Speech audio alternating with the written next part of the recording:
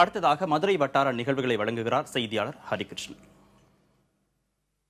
Neutrino திட்டத்திற்கு எதிர்ப்பு தெரிவித்து மதுரை பழங்கானத்தில் மதிமுக பொதுச் செயலாளர் வைகோ தலைமையில் உண்ணாவிரத போராட்டம் நடைபெற்றது. இது குறித்த தகவல்களை தருகிறார் நமது செய்தியாளர் ராமானுஜம்.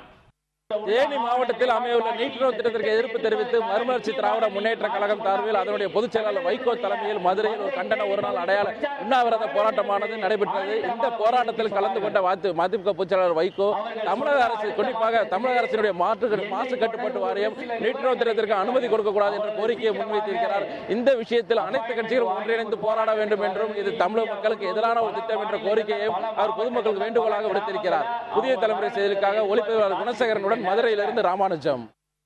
ஆக்கிரமிக்கப்பட்ட இடத்தை மீட்க வலியுறுத்தி ராஜபாளையம் வட்டாட்சியர் அலுவலகத்தை அப்பகுதி மக்கள் முற்றுகையிட்டு போராட்டம் நடத்தினார்கள்.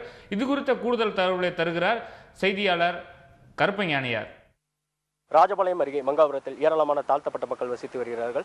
இவர்களுக்கு சொந்தமான இடத்தை இதே பகுதியைச் சேர்ந்த மற்றொரு மாற்று சமுதாயத்தினர் ஆக்கிரமிப்பு செய்ய முயல்வதாக குற்றம் சாட்டி இன்று காலை வட்டாட்சியர் அலுவலகத்தை முற்றுகையிட்டு தாழ்த்தப்பட்ட மக்கள் போராட்டத்தில் ஈடுபட்டனர்.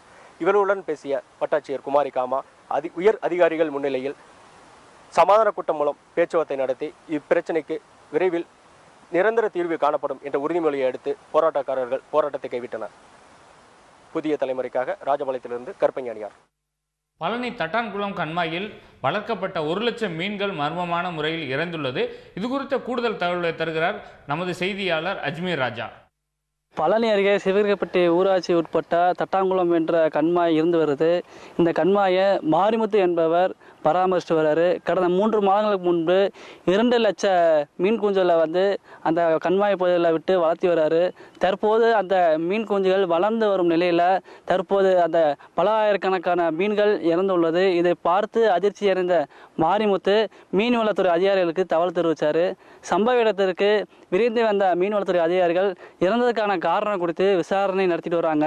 இறந்ததுக்கான காரணம் குறித்து சென்னை பகுதியில் இருக்கக்கூடிய கிண்டியில் செயல்பட்டு வரக்கூடிய ஆராய்ச்சி மையத்துக்கு அந்த தண்ணீரை அனுப்பி வச்சிருக்காங்க. இவற்றுடன் மதுரை மண்டல செய்திகள் நிறைவு பெறுகின்றன.